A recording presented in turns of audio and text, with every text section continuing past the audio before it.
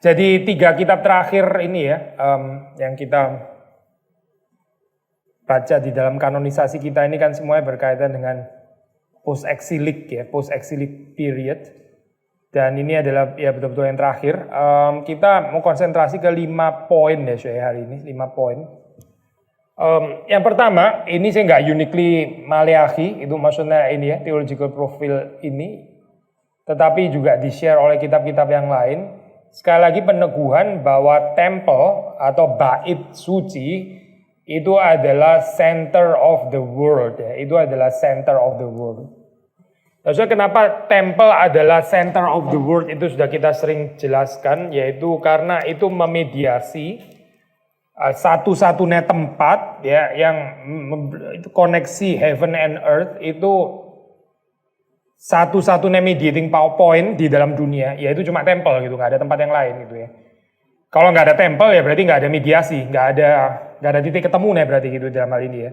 So therefore temple as center of the world itu penting sekali, dan ini tentu juga campur dengan berbagai macam inilah ya resepsi yang salah dari orang Israel, termasuk waktu mereka itu merasa sombong lah dan sebagainya gitu ya, dengan kepercayaan Sionisme yang keliru, bahkan sampai sekarang dihayati secara politikal itu campur jadi satu lah, of course gitu dalam hal ini ya.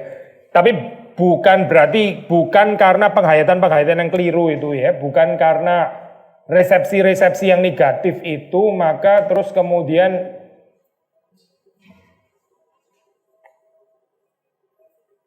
bukan berarti karena resepsi yang negatif itu terus kemudian konsep ini adalah konsep yang keliru ya. Waktu kita menghayati bagian ini ya, I think kita perlu menerjemahkannya juga. Kita tahu temple ini kan digenapi di dalam diri Yesus Kristus ya. Jesus as the fulfillment of the temple theology of the Old Testament kan ya. Kita tahu itu ya. Di Yohanes 4 dikatakan bahwa orang nggak akan menyembah lagi di gunung ini atau di gunung itu ya, tapi akan menyembah Allah di dalam roh dan kebenaran ya. Jadi nggak terikat lagi pada Yerusalem atau tempat yang lain, apalagi yang di tempat Samaria itu ya. Tapi ini bukan berarti terus kemudian kita jadi low view of jangan membawa kita kepada low view of tempat beribadah gitu ya. Kehadiran Yesus itu menggenapi temple teologi betul gitu ya. Tapi hati-hati dengan kekristenan yang abstrak ya, nggak ada embodiment-nya gitu, itu selalu bahaya gitu. Saya ambil contoh yang lain ya, perbandingan yang lain. Waktu kita bicara tentang sabat ya, kita tahu juga hukum sabat pemenuhannya Yesus Kristus, betul kan ya? Yesus Kristus adalah the real sabat. Dia bilang, datanglah kepadaku, hai kamu semua yang letih lesu dan berbeban berat, aku akan memberikan kepadamu true rest ya. Sabat itu kan rest ya, berarti Jesus is the real sabat, kita tahu gitu kan ya.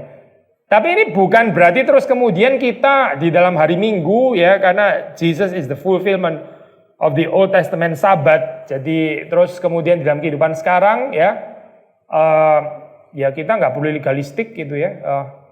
Saya Minggu mau ke gunung kayak mau mancing kayak mau buka toko lah, mau apalah dan sebagainya kan. Jesus is the fulfillment gitu ya. Ini model kayak begini nih ya, saya. Ini liberal actually gitu. Ini model spiritualitas liberal, bukan spiritualitas Protestan gitu. Karena waktu sabat teologi itu digenapi di dalam Yesus, itu bukan berarti Yesus membuat theological vacuum ya, saya sudah mengerti ya, theological vacuum gitu ya. Sekarang terserah lu sabat mau ngapain, karena Yesus sudah menggenapinya. Jadi lu mau apa aja terserah gitu. Itu bukan digenapi Yesus namanya, itu digenapi oleh lu sendiri dong kalau kayak gini namanya. Terserah kamu kok jadinya. Lu mau apa terserah gitu kan, berarti Yesus bukan penggenapannya, ya kita berarti penggenapannya gitu. Which is bukan itu kan, itu sudah dimaksud gitu ya.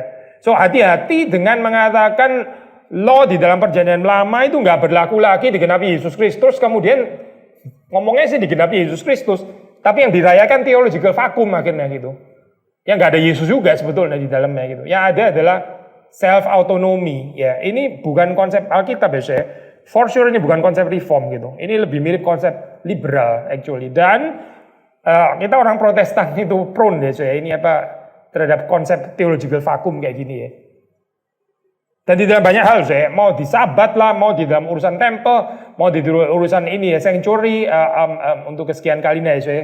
Saudara perhatiin deh orang Protestan kalau ini beribadah masuk ke dalam ruang ibadah gitu. Kayak nggak ada beda apa-apanya gitu ya sama ruang yang lain. Mau di kitchen lah, mau di sanctuary lah, mau di tangga, mau apa sama saja gitu ya. Alasannya ya teologis, Yesus sudah menggenapinya gitu kan ya. Tapi sudah mengerti kan, ini masuk ke theological vacuum actually gitu. Dan ini bisa merambat kemana-mana, so ya. Merambat ke perjamuan kudus lah, ke baptisan ya, ke macam-macam so ya. Ke apa itu, gambaran-gambaran simbolik di dalam kekristenan semuanya direduksi jadi theological vacuum gitu. Mau ada salib, nggak ada salib, nggak penting gitu. Yang penting kan hati kita dan sebagainya gitu kan ya. Karena Yesus adalah menggenapi semuanya gitu. Nggak ada lagi tempat tuh simbol gitu dalam kekristenan. Jadi nggak penting juga gitu. Semuanya jadi direduksi jadi theological vacuum ya. Hati-hati ya, saya hati-hati gitu. Lalu bagaimana ya? Sekali lagi ya. Yesus menggenapi betul gitu ya. Tapi Yesus menggenapi itu terus kemudian kita baca di dalam New Testament ya. Kita membaca misalnya ada body of Christ ya. Bukan hilang sama sekali loh, saya tempel teologi itu di dalam New Testament ya. Paulus bicara kamu adalah bait suci ya. Itu dia bicara baik komunal maupun individual gitu. Jadi nggak disis gitu saya, nggak diabrogate ya, nggak digunting habis ya. Karena Yesus sudah menggenapinya terus sekarang semuanya bubar gitu misalnya ya. Ya yang bubar sih ada sih, benar-benar bubar ada. Misalnya saudara nggak bawa-bawa lagi domba sembelihan, itu benar sih, itu benar-benar bubar kalau yang itu gitu ya. Tapi enggak semuanya saya dibubarin kayak gitu. Dan kalaupun dibubarin jangan lupa saya menggantikan tuh Kristus itu. Pertanyaannya misalnya balik lagi kalau misalnya Sabat gitu ya. Betul nggak sih kita beristirahat di dalam Kristus gitu? Memang kita nggak observe lagi seperti kayak di dalam perjanjian lama, let's say. Tapi betul nggak ya hari Minggu itu kita beristirahat, truly beristirahat di dalam Kristus? Benar nggak ada di dalam Kristusnya gitu? Atau di dalam saya sendiri gitu? Atau di dalam kesenangan saya gitu? Di dalam my liberality atau my personal freedom atau apa? So itu bagian-bagiannya kita I think perlu kritis ya waktu kita membicarakan tentang tipologi perjanjian lama, pengenapan Kristus, tapi terus kemudian penghayatan apa di dalam New Testament. Sekali lagi ya saya, temple itu adalah center of the world. Di dalam hal ini saya, kalau kita mau membicarakan dalam konteks perjanjian baru, nggak terlalu salah sebetulnya waktu kita mengatakan gereja di dalam hal ini ya. Gereja itu, center daripada dunia ini sebetulnya gereja. Of course derivatif ya. Kristus, di senternya itu Kristus. Kristus mempercayakannya kepada gereja. Gitu. Sudah membaca di dalam Efesus misalnya, pada ini kita ngomongin Maleakhi sih ya, bukan ngomongin perjanjian baru, nggak boleh lama-lama. Sudah membaca di dalam Efesus itu kan jelas ya konsep ini apa, high view of the church. Gitu. Good. Balik lagi ke Maleakhi ya saya. Maleakhi ini sangat karena bicara tentang temple, jadi ini center of the world ya. Ini kan bicara tentang apa? Kehidupan yang beribadah kepada Tuhan, termasuk memberikan persembahan dan sebagainya, termasuk perpuluhan, tithe, etc. gitu kan ya. So konsep ini ya, saya apa itu reciproc itu sangat penting ya, reciprocal ya. Tuhan memberikan apa, lalu terus kemudian kita itu membalas apa gitu. Ini penting sekali untuk apa Maleakhi ya. Tuhan memberi apa, lalu terus kemudian kita itu membalas apa gitu. Nah ini jangan disalah mengerti seperti kayak, loh ini kok kayak konsep agama ya. Konsep bahasa Latin pakai istilah do, ut, des ya. Itu kalimat terkenal sekali. Do, ut, des. Maksudnya I give in order to be given. Atau aku memberi supaya kamu memberi kepadaku gitu. Pasti bukan ini saya. Karena apa ya? Karena apapun yang kita beri kepada Tuhan itu sebetulnya sudah terlebih dahulu kita terima kan ya. Jadi kita itu cuma bisa berespons gitu. So nggak mungkin kita bilang do ut des itu nggak mungkin gitu. Saya memberi in order to be given. Itu kan berarti kan seperti kayak saya yang mendahului Tuhan, lalu Tuhan berespons kepada saya gitu kan ya. Ya ini jelas ngawur sesuai konsep ini. Nggak ada yang kita bisa inisiatif memberi kepada Tuhan kalau bukan yang terlebih dahulu diberikan Tuhan kepada kita kan ya. Itu Paulus kan mengatakan kalimat itu. Apa sih yang ada padamu yang tidak kamu terima gitu? Apa sebetulnya? Kan nggak ada kan? Sebetulnya konsep ini aja sudah membubarkan konsep do ut des ya. Orang yang punya konsep do ut des di dalam kehidupannya, saya memberi perpuluhan supaya dibalas Tuhan berkali-kali dan sebagainya.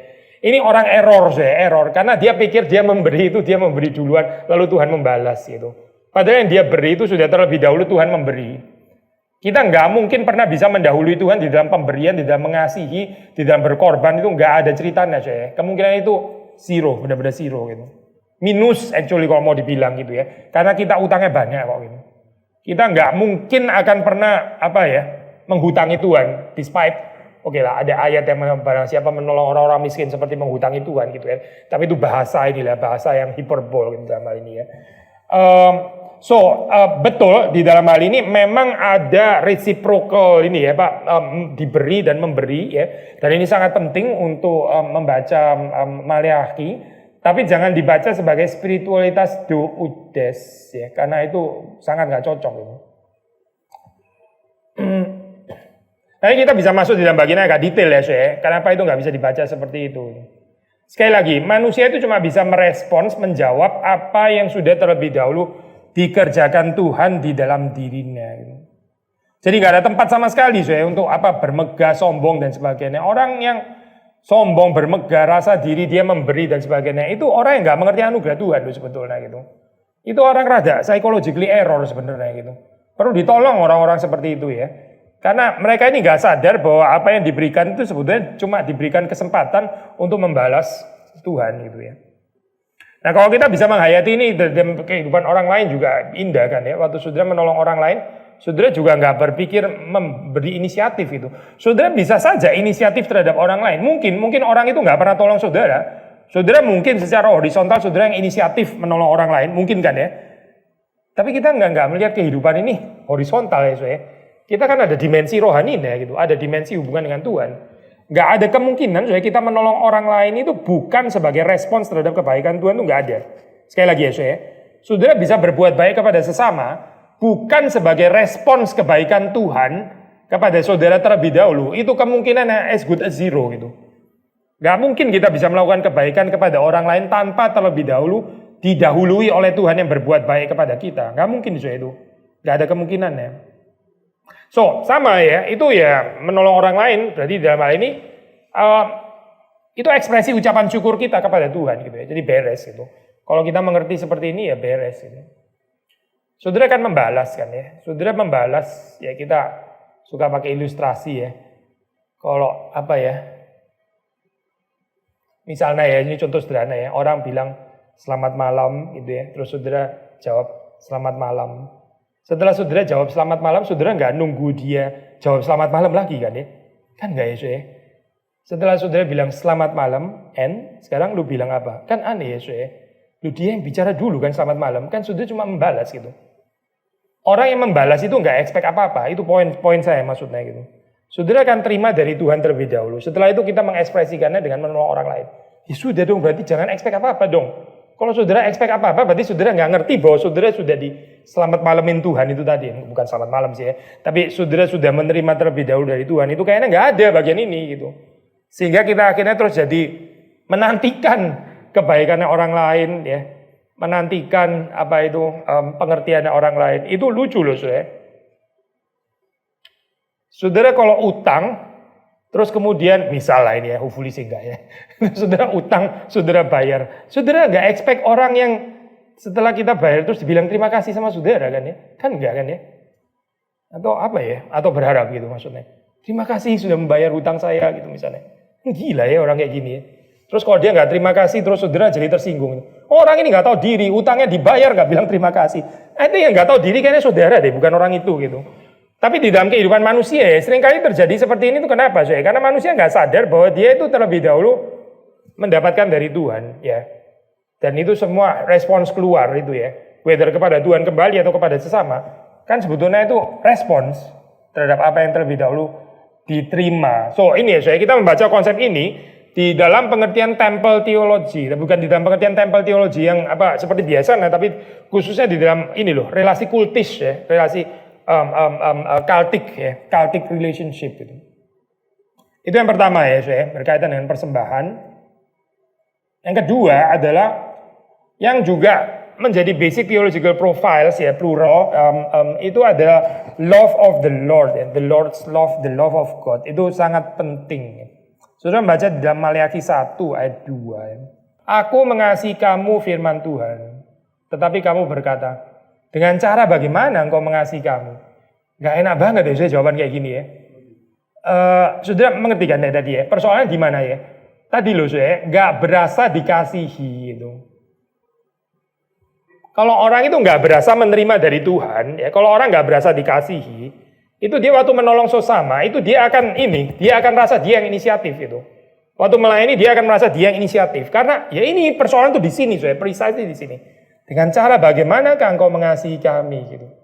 Mereka ini seperti nggak ngerti, nggak tahu atau pura-pura goblok atau memang goblok atau apa nggak. Tapi di sini ya terus kemudian Tuhan itu sabar sekali gitu ya. Tetapi kamu berkata dengan cara bagaimana engkau mengasihi kami. Tuhan menjelaskan, bukankah Esau itu kakak Yakub? Demikianlah firman Tuhan. Namun aku mengasihi Yakub. Gak semua orang itu dikasihi seperti Israel loh. Gak semua orang itu dikasihi seperti Yakub. Esau itu tidak. Pak Yadi sudah pernah bahas ya, kalau nggak salah di mana, di masterclass kalau nggak salah ya, dia bahas. Sebetulnya yang dimaksud membenci Esau itu ya, itu membencinya Tuhan itu ya, saudara kalau baca di dalam Alkitab itu juga nggak benci-benci, bukan bencinya kita yang pasti ya. Tuhan membenci Esau, itu Tuhan memelihara Esau sampai terus sampai panjang sekali ya, itu namanya membenci gitu ya. Saudara jangan berbaca bencinya Tuhan terhadap Esau itu seperti kayak kita benci terhadap musuh kita, itu lain banget, Bencinya Tuhan kepada Esau itu masih kita ya, di dalam kategori kita itu kasih yang besar sekali gitu. Tapi Tuhan sudah pakai istilah benci untuk Esau gitu. Karena memang membedakan, dia nggak mengasihi Esau seperti dia mengasihi Yakub. Dia mengasihi Yakub lebih dalam lagi gitu. Tapi saudara baca di dalam cerita Esau atau Kain lah sudah ya, Kain ya. Kain kan juga kalau kita bisa bilang sama kan ya. Habel itu dikasih Allah tapi Kain tidak, betul kan ya? Tapi saudara lihat kan ya pemeliharaan Tuhan terhadap Kain itu seperti apa gitu. Dia tawar-menawar minta nanti saya akan dibunuh, sama Tuhan dikasih tanda supaya nggak dibunuh dan sebagainya. Itu namanya benci gitu ya. Kalau saudara benci gitu misalnya ya, hari itu Esau mati langsung gitu. Atau ya siapa ini Kain gitu ya. Hari itu juga dia mati gitu. Belum selesai ngomong juga sudah dibabat sama kita gitu ya. Itu namanya benci, bencinya manusia. Tapi bencinya Tuhan itu panjang ya, ini apa kesabarannya gitu. Tapi betul di dalam perbandingan ini benar sih. Memang Tuhan nggak mengasihi Esau seperti dia mengasihi Yakub. Di dalam perbandingan ini ya boleh dipakai istilah dia membenci Esau. Saudara bisa membaca kalimat berikutnya, sebab itu aku membuat pegunungan menjadi sunyi, sepi, tanah pusakanya aku jadikan padang gurun. Edom keturunan Esau, kami telah hancur tetapi kami akan membangun kembali reruntuhan itu. Maka beginilah firman Tuhan semesta alam, mereka boleh membangun tetapi aku akan merobohkannya dan orang akan menyebutkannya daerah kefasikan dan bangsa yang kepadanya Tuhan murka sampai selama-lamanya. Ini nggak terjadi pada Yakub, tidak gitu. Ini terjadi pada Esau, tapi ini nggak terjadi pada Yakub. Dan itu kalau Yakub masih nggak sadar juga gitu ya, keterlaluan namanya itu. Kalau Israel masih nggak sadar juga ya, itu take for granted dengan cara bagaimana engkau mengasihi kami, itu kan ya. Sebetulnya mereka ini seperti kayak buta akan kebaikan Tuhan. So ada kontras di sini ya dengan Edom, Israel, Edom, Yakub, Esau ya. Cintanya atau kasihnya Yahweh kepada Yakub atau kepada Israel itu jelas sekali digambarkan di sini ya. Kita baca Maleakhi 2 ayat 10. Maleakhi 2 ayat 10. Ini Tuhan memarahi Israel karena kawin campur dan perceraian. Bukankah kita sekalian mempunyai satu Bapa? Bukankah satu Allah menciptakan kita? Lalu mengapa kita berkhianat satu sama lain dan dengan demikian menajiskan perjanjian nenek moyang kita? Yehuda berkhianat dan perbuatan keji dilakukan Israel dan di Yerusalem. Sebab Yehuda telah menajiskan tempat kudus yang dikasihi Tuhan dan telah menjadi suami anak perempuan Allah asing. Menjadi suami anak perempuan Allah asing. Saudara kita tahu ya, ini apa waktu di dalam perjanjian lama itu ya, ini pernikahan campur seperti ini bukan cuma masalah etnis tapi urusan kultis sebetulnya gitu ya. Urusan kultik gitu, karena menikah dengan bangsa lain berarti punya Allah yang lain sehingga terjadi idolatry gitu, seperti di dalam kehidupannya Salomo misalnya ya.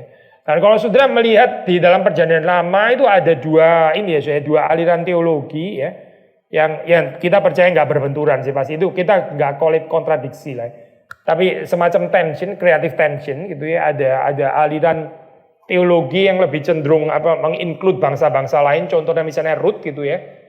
Ruth itu kan perempuan asing gitu kan ya. Itu di-include kan ya. Dan di-include lagi, ntar sudah baca di dalam Matius kan di-include ya, dirangkul. Itu actually Gentiles kan. Ini kan orang Israel, kok menikah dengan Gentiles. Jadi ada aliran teologi yang include Gentile seperti ini ya, dengan maksud teologi tertentu, sampai Matius pun mengutip ya, tapi ada aliran-aliran yang lebih, aliran ini ya, aliran yang apa itu purist ya, aliran yang lebih murni seperti Esra, termasuk Maleakhi ya, yang mempersoalkan ini pernikahan dengan anak perempuan bangsa lain gitu. So ini another puzzle gitu di dalam teologi of the Old Testament ya. Jadi ada aliran ini, ada aliran itu gitu. Nah ini ada certain tension sebetulnya di dalam. Nah kalau sudah melihat Maleakhi, ini termasuk yang ini ya, yang ketat ya dengan pernikahan ini campur gitu. Kalau sudah melihat gitu. Maksudnya waktu dibicarakan di dalam ini ya, di dalam pembicaraan the love of God ya, ini kan berkaitan dengan kesetiaan ya, berkaitan dengan apa ini ya, kesucian atau kemurnian pernikahan ya, untuk menjaga ini namanya menjaga apa itu namanya ibadah yang benar, yang dikaitkan dengan tempel teologi dan sebagainya. Maleakhi 2 ayat 10 ya. Lalu balik lagi ke ayat 1 ya, masih dalam konteks ini the love of the Lord atau the love of God. Dia meminta pertanggungjawaban, maksudnya Tuhan meminta pertanggungjawaban dari para imam ya. 1 ayat 6, Maleakhi 1 ayat 6. Pencemaran korban-korban ya, LAI memberikan judul seperti itu. Seorang anak menghormati bapaknya dan seorang hamba menghormati tuannya. Jika aku ini bapa, di manakah hormat yang kepadaku itu?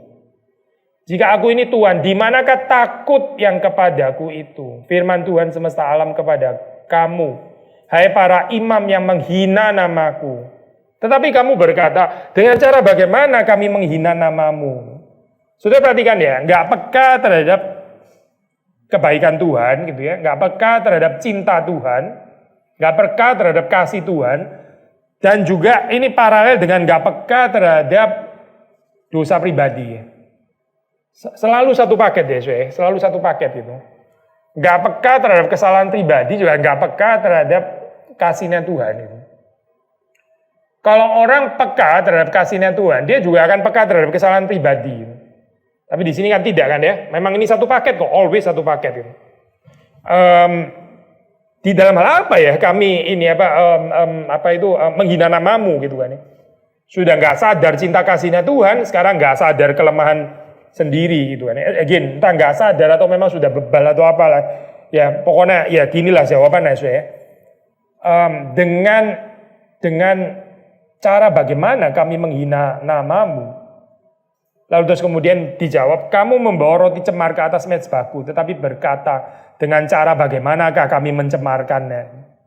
Dengan cara menyangka meja Tuhan boleh dihinakan. Apabila kamu membawa seekor binatang buta untuk dipersembahkan, tidakkah itu jahat? Apabila kamu membawa binatang yang timpang dan sakit, tidakkah itu jahat? Cobalah menyampaikannya kepada bupatimu. Apakah ia berkenan kepadamu? Apalagi menyambut engkau dengan baik? Firman Tuhan semesta alam.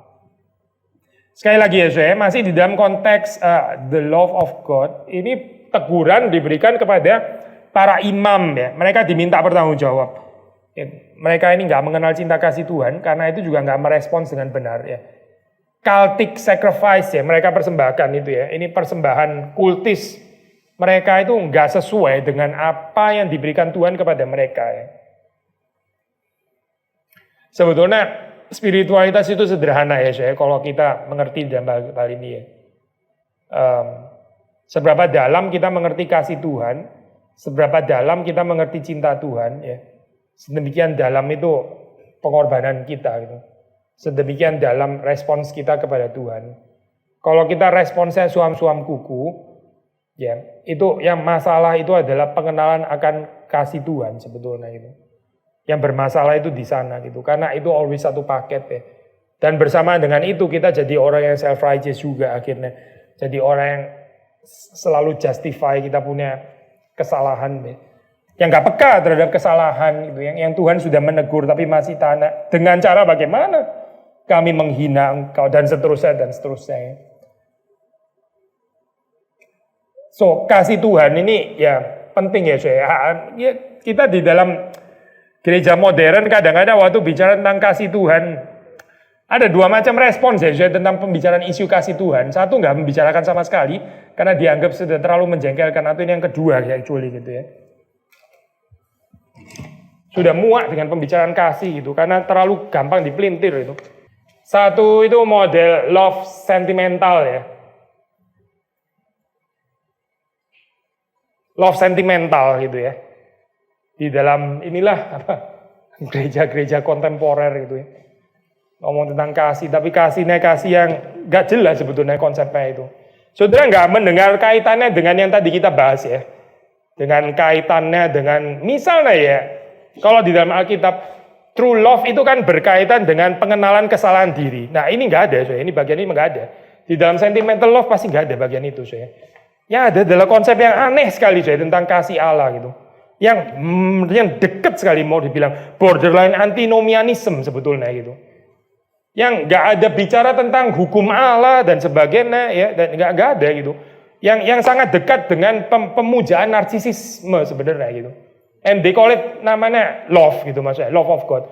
Itu love of God yang mana gitu? Nggak bukannya diajarkan Alkitab Nah gara-gara model kayak gini ya, saudara mengerti lah kira-kira model yang seperti ini ya. Gara-gara kayak gini terus kemudian model kekristenan lain kita nggak bicara. We don't talk about, bukan about Bruno, tapi about love. We don't talk about love. Karena terlalu gampang dipelintir. We don't talk about love ya. Let's talk about our working.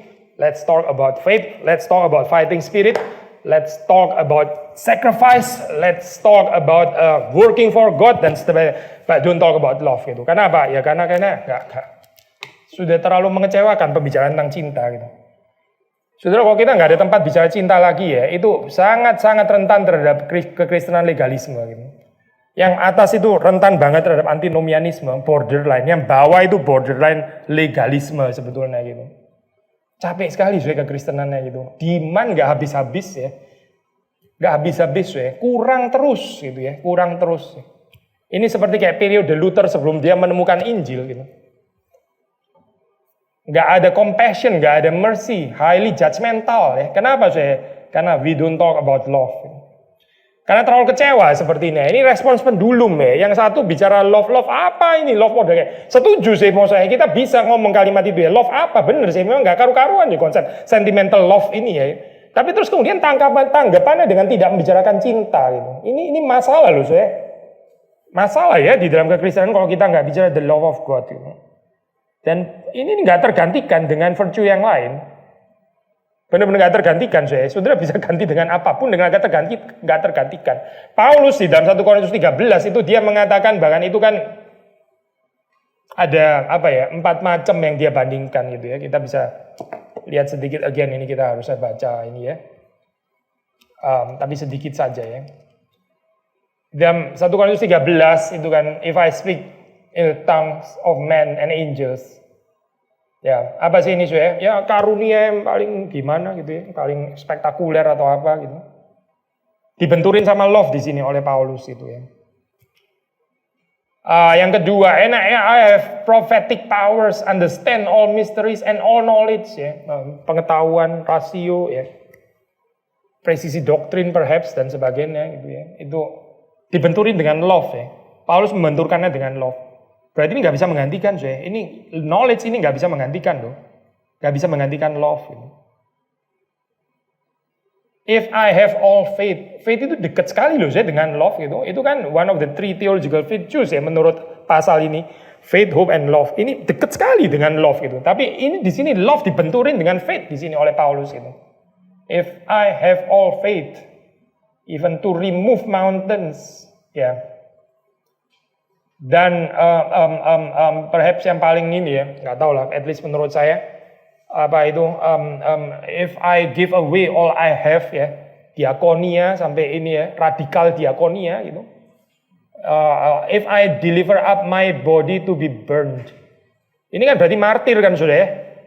Martir itu sudah paling mentok kali ya daripada semua spiritualitas itu. Ini kematian martir ini. Deliver up my body to be burned. Tapi ini ya spiritualitas martir yang paling tinggi itu dibenturin dengan love. oleh Paulus. So benar-benar nggak tergantikan saya ini. Saudara nggak bisa menggantikan. Not even dengan martyrdom gitu. Not even dengan martyrdom. Mungkin yang paling mentok kali ya, martyrdom. Apa yang bisa lebih tinggi daripada martyrdom coba? Apa yang bisa lebih tinggi daripada diakonia habis-habisan gitu ya? Saudara seperti kayak misalnya Yesus bilang jualah segala milikmu dan ikutlah aku. Benar-benar misalnya diturutin gitu. Oke, saya jual semuanya, kasih orang miskin, saya ikut engkau Tuhan. Wah ini radikal kayak begini. Ini pun nggak bisa menggantikan love loh, menurut Paulus gitu. So balik lagi ya saya. Di dalam kekristenan kontemporer ya saya, kita mesti hati-hati dengan bahaya yang pertama yaitu antinomianisme gitu. Konsep sentimental love. Bahaya yang kedua itu legalisme ya. Itu kekristenan legalisme gitu. Kecenderungannya itu masuk ke legalisme. So, balik kepada kitab Maleakhi ya. Kalau kita bicara love ya, itu ada range of meanings, spectrum of meanings, termasuk yang tadi kita bicarakan, termasuk juga kesadaran para pemimpin agama, imam di sini ya, yang dimintai pertanggungjawaban oleh Tuhan itu kekurangan, kesalahan ya. Dan ini termasuk pembicaraan tentang true love ya, should include itu gitu. True love itu berarti peka terhadap apa yang Tuhan berikan kepada kita ya. Namanya saja true love ya, berarti peka terhadap love itu sendiri kan ya. Bukan kalimat dengan cara bagaimana kamu mengasihi kami gitu kan ya. Itu kan nggak peka berarti gitu. Tapi juga bersama dengan itu adalah kepekaan terhadap ini ya, dosa, sin, weakness. Satu paket ya saya sebetulnya. Kalau kita bicara tentang God's love.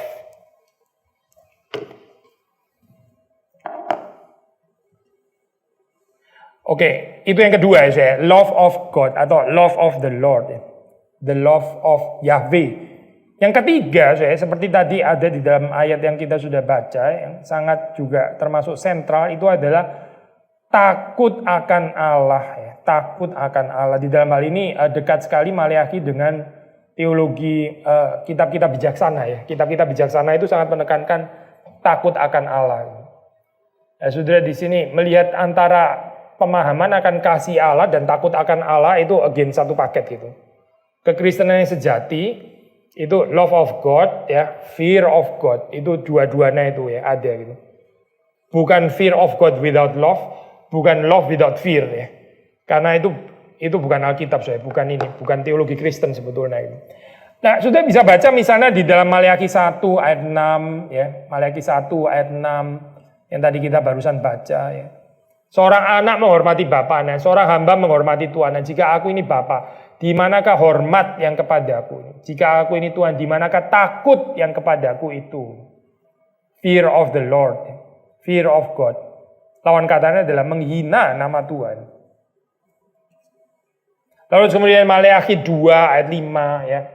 Banyak sih ayat-ayat tentang ini ya. Maleakhi 2 ayat 5. Saya bacakan Maleakhi 2 ayat 5. Perjanjianku dengan dia pada satu pihak ialah kehidupan dan sejahtera, dan itu kuberikan kepadanya. Pada pihak lain ketakutan, dan ia takut kepadaku dan gentar terhadap namaku.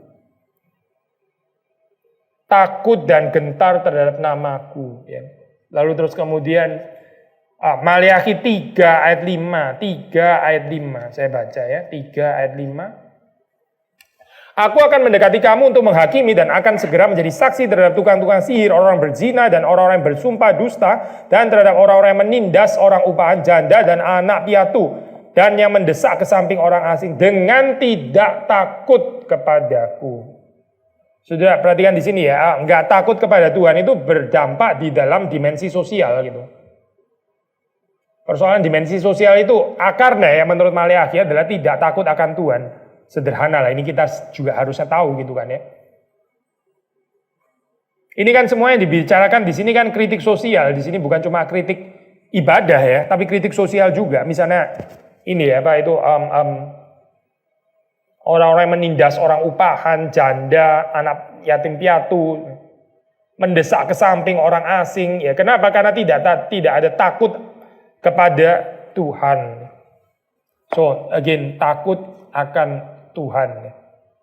Lalu terus kemudian ayat 16, ayat 20 masih di dalam pasal yang sama. Ayat 16, ayat 20. Saya baca ya.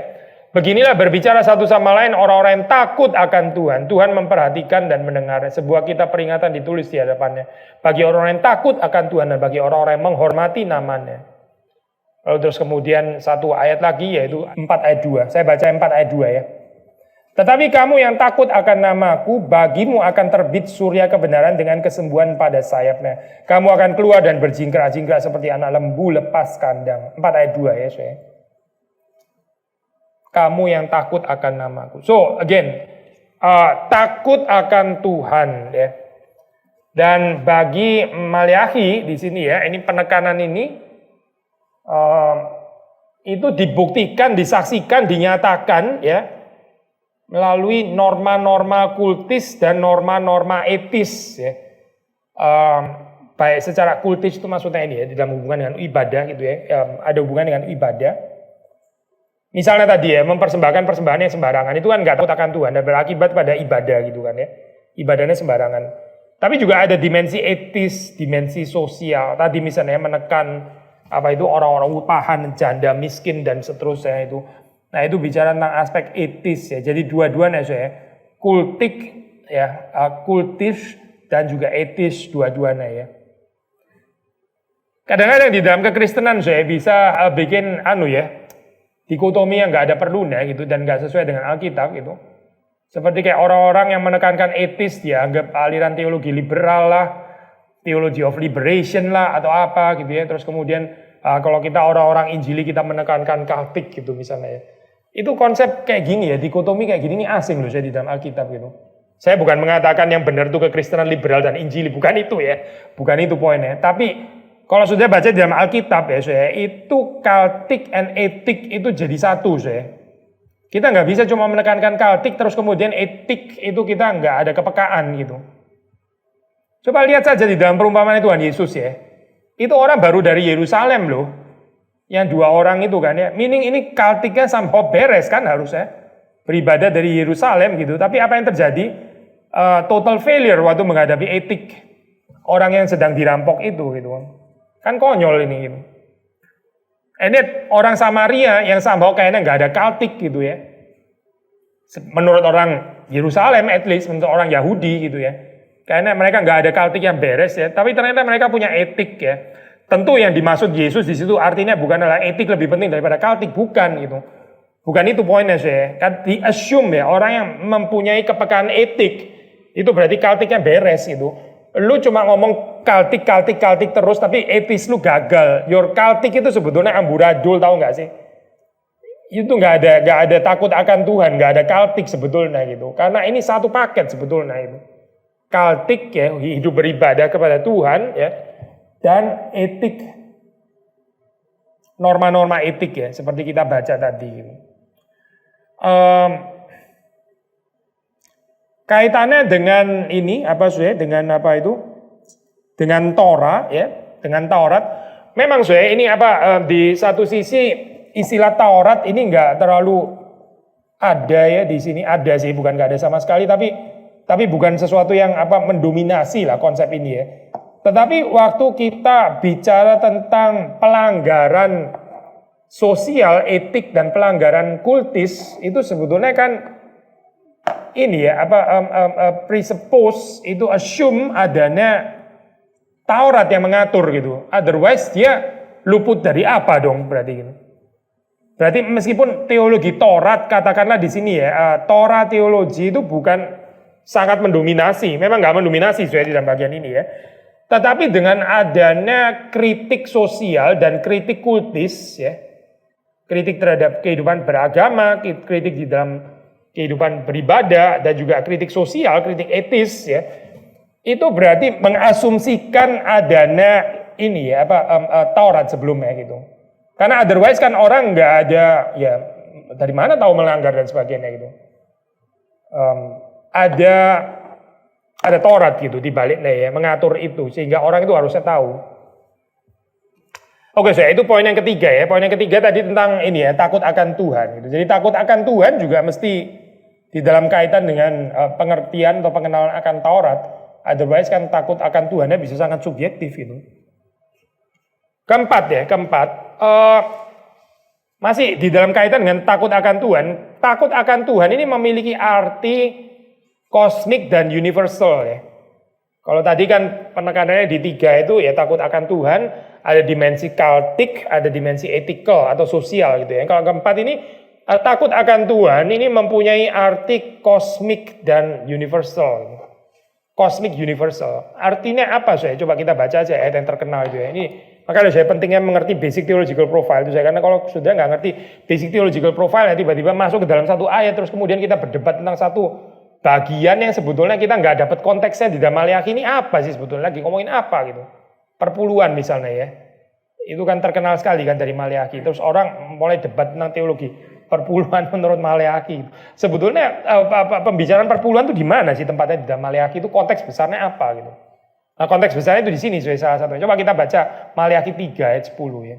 Bawalah seluruh persembahan persepuluhan itu ke dalam rumah perbendaharaan supaya ada persediaan makanan di rumahku dan ujilah aku, firman Tuhan semesta alam. Apakah aku tidak membukakan bagimu tingkap-tingkap langit dan mencurahkan berkat kepadamu sampai berkelimpahan. Ayat ini kan terkenal sekali kan saya. Dan ditafsir secara doudes di dalam gereja kontemporer gitu ya. Kan Tuhan sendiri minta dia menguji, berarti saya kasih, coba saya menguji Tuhan, Tuhan akan curahkan, konsepnya doudes gitu. Padahal Maleakhi itu sangat gak mendukung konsep doudes gitu. Dari situ aja sudah masalah banget saya ini apa itu pembacaannya gitu. Tapi kita nggak sudah ngomongin itulah, kita mau ngomongin yang lain. Kan kita bicara tentang cosmic universal ya. Saudara perhatikan ya, ini gini saya di dalam konsep tadi ya, Tuhan itu memberi ya, dan ada reciprocal relationship dari Tuhan memberi, kita mempersembahkan gitu kan. Waktu Tuhan memberi itu yang betul adalah kita menanggapi dengan persembahan kepada Tuhan ya, secara kultis misalnya seperti itu ya. Nah ini kalau terjadi ya, maka ya nature cosmic universe itu akan mendatangkan berkatnya gitu. Nah apa saya konsep ini ya? Sekali lagi ya, Tuhan memberi kepada kita ya, terus waktu kita meresponsnya dengan benar ya, kita mengembalikannya kepada Tuhan, termasuk tithe itu tadi maksudnya dalam konteks ini ya itu. Menjawab, merespons kebaikan Tuhan ya, persepuluhan itu dikembalikan lagi kepada Tuhan, maka yaitu langit akan membuka ya, akan terbuka dan mencurahkan berkatnya. Ini kan berarti dimensi kosmik gitu. Kosmik itu tertutup ya, karena apa? Karena manusia itu melakukan apa yang jahat di hadapan Tuhan. Manusia itu nggak sadar bahwa Tuhan itu mengasihi, nggak sadar bahwa Tuhan itu memberkati, dan juga manusia nggak sadar akan kesalahannya. Termasuk imam-imam pun juga nggak sadar kesalahannya di mana, persoalannya di mana sih sebetulnya. Dengan cara apa ya kami menghinakan engkau dan seterusnya dan seterusnya. Akhirnya langit itu menutup apa ini namanya saya, menutup pintunya gitu. Nggak memberkati maksudnya ya. Termasuk nggak ada hujan dan sebagainya gitu. Itu kan kutukan sebenarnya. Nah di dalam konteks ini ya kita membaca Maleakhi 3 ayat 10. Kan Tuhan berkata sekali lagi ya, terutama dalam ayat 10b gitu. Ujilah aku firman Tuhan semesta alam, apakah aku tidak membukakan bagimu tingkap-tingkap langit dan mencurahkan berkat kepadamu sampai berkelimpahan. Tapi ada conditionnya, ada conditionnya itu loh. Kalau kamu mengerti ya kebaikanku, kasihku, dan kamu merespons dengan benar, persembahanmu itu layak gitu ya, dan bukan apa itu yang matanya buta lah atau apa itu tadi gitu kan ya. Persembahanmu itu genah gitu ya, dan itu ujilah aku. Masa langit itu nggak akan bersahabat kepadamu. Nah itu namanya dimensi kosmik dan ini ya saya universe gitu. Menarik ya, di dalam Alkitab ada gambaran seperti ini ya, bukan ini ya saya, bukan konsep panteis, bukan konsep apa itu seperti kayak alam semesta mendukung kita dan sebagainya gitu ya, tapi ini di dalam kaitan dengan kehadiran Tuhan gitu, yang dengannya orang Israel ini ada di dalam covenantal relationship ini. Tuhan itu nggak bisa diusir daripada gambaran ini. Tapi waktu Tuhan hadir, Tuhan juga bisa include kosmik ya. Sudah bisa ngikutin saya kan masih di sini kan ya. Waktu Tuhan itu hadir bukan berarti tanpa nature, bukan berarti tanpa nature ya. Pilihannya kan gini, pilihan yang salah ya. Kita bicara Tuhan, terus kita khawatir sekali membicarakan alam, ntar alam itu jadi panteis lah atau apa gitu ya. Alam nggak boleh mendukung sama sekali gitu. Semuanya pembicaraan tentang Tuhan gitu ya. Kalau mujizat juga harus semuanya supernatural dari Tuhan gitu ya. Nggak boleh melibatkan alam. Padahal kenyataan dalam Alkitab banyak sekali melibatkan alam gitu kan ya. Termasuk waktu pakai istilah mujizat dan seterusnya gitu. So itu persoalan satu pertama ya. Persoalan kedua tentu saja adalah alam menolong, alam mendukung, tapi nggak ada Tuhannya gitu. Ya ini konsep panteis ya namanya so ya. Chance ya, konsep seperti ya superstition deh sebetulnya gitu ya, nggak ada Tuhannya gitu. Seperti kayak ini alam sedang bersahabat dengan saya gitu. So satu sisi pembicaraan Tuhan tanpa alam, sisi yang lain pembicaraan alam tanpa Tuhan gitu. Tapi kalau di sini saudara mendapati kan alam itu di-include oleh Tuhan. Of course Tuhan di atas alam itu jelas tadi dalam hal ini ya. Tapi saudara melihat di situ langit ya, langit itu akan terbuka, tingkap-tingkap langit ya itu akan terbuka dan akan mencurahkan berkat. Tapi siapa yang membuka tetap adalah Tuhan. Tuhan yang membukakan tingkap-tingkap langit, mencurahkan berkat kepadamu sampai berkelimpahan. 3 ayat 11 ya, 3 ayat 11, satu. Aku akan menghardik bagimu belalang pelahap. Belalang pelahap ya, masih ngomongin kosmik kan ini berarti kan ya. Ngomongin alam gitu, belalang pelahap supaya jangan dihabisinya hasil tanahmu dan supaya jangan pohon anggur di padang tidak berbuah bagimu firman Tuhan semesta alam.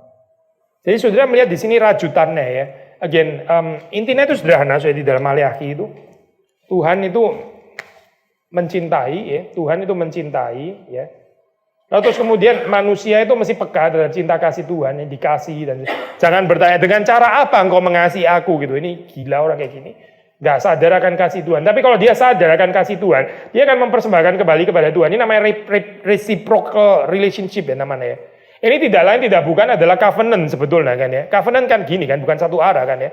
Tuhan itu setia dan Israel juga setia kepada Tuhan. Tuhan setia kepada umatnya, umatnya setia kepada Tuhan, sang pemilik gitu kan. Ini tindakan resiprokal gitu kan ya. Nah, waktu bagian ini gagal ya. Ini menyatakan ini juga sudah gagal gitu kan ya. Karena manusia itu nggak sadar akan kasih Allah, akhirnya nggak sadar juga bahwa dia sudah mempersembahkan yang nggak layak untuk Tuhan gitu. Ya, waktu ini gagal yang terjadi adalah ini ya, kosmik ini ya. Ini kan ciptaan Tuhan ya. Saya taruh di sini lah ya, kosmik gitu ya.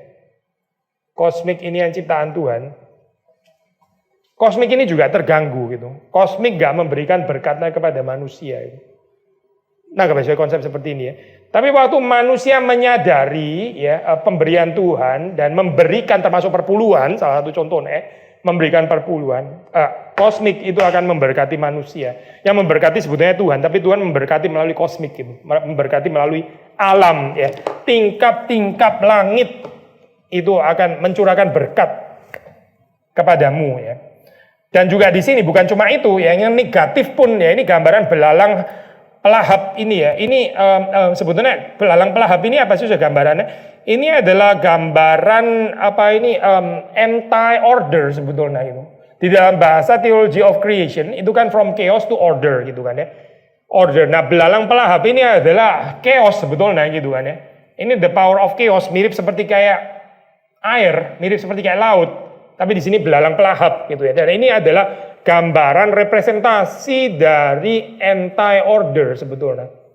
Yang bagaimanapun manusia berusaha, bagaimanapun manusia bekerja, akhirnya hancur juga, hancur lagi dan sebagainya. Mengapa saya? Ya karena alam nggak bersahabat, alam nggak ditahan ya. Kuasa perusak alam itu nggak ditahan oleh Tuhan gitu, dibiarkan tetap merusak gitu ya. Mengapa tapi seperti itu? Ya, karena manusia nggak sadar cinta kasihnya Tuhan, dan karena manusia nggak mempersembahkan kembali kepada Tuhan, karena manusia nggak memberikan persembahan yang seharusnya ya diberikan kembali kepada Tuhan. Ya, di dalam konteks ini pakai istilah persepuluhan ya saya. Jadi kita jangan berdebat tentang urusan yang remeh-temeh seperti jadi 1/10 gitu ya maksudnya. Bagaimana kalau 1/9? Bagaimana kalau 1/10? Waduh, nggak menarik banget ya diskusi kayak gini ini. Apa harus ya 1/10 dan sebagainya? Kalau misalnya 1/12 bagaimana gitu? Tuhan ngerti nggak ya kalau saya misalnya lagi seret? Nggak menarik banget ya saya ini pembicaraan kayak gini nih ya. Kayak jadi kayak anak kecil gitu maksudnya, sorry pakai istilah ini ya. Ini seperti kayak punya anak ya umurnya sudah 20, terus dia berhenti di jalan, Pak, saya mesti ke kanan atau ke kiri? Aduh, gila ini kayak gini. Ini something wrong ya ini anak kayak gini nih ya. Kiri, kanan, berapa langkah Pak? Gitu misalnya ini. Kayak cacat kali ya ini, kayak ini seperti kayak gini, ini gimana sih itu? Umur segitu kok masih perdebatannya kayak begini, ini gimana sih? Sebetulnya itu apa sih ini apa? Yang dimau Tuhan itu apa gitu? Tapi kita berdebat dengan hal kecil dan kita tetap nggak nangkep poin ini, nggak nangkep sebetulnya di persoalan Tuhan itu apa sih sebenarnya gitu. Akhirnya jadi kepada kalkulasi-kalkulasi yang rumit itu gitu ya. Ini apa? Ya, nanti kalau sudah ada ini apa pertanyaan atau ini ya apa respon pasti ada waktunya. Dan bukan cuma itu saya tadi satu ya dikatakan langit akan membuka tingkap-tingkapnya terus akan mencurahkan berkat. Terus bukan cuma itu secara negatif ya itu belalang pelahap akan dijaga oleh Tuhan ya sehingga panen itu akan baik ya. Terus kemudian bukan hanya itu saya Maliakhi 3 ayat 12 ini juga kosmik ya saya penekanan ini kosmik. Segala bangsa akan menyebut kamu berbahagia sebab kamu ini akan menjadi negeri kesukaan firman Tuhan semesta alam. Ini penting ya saya.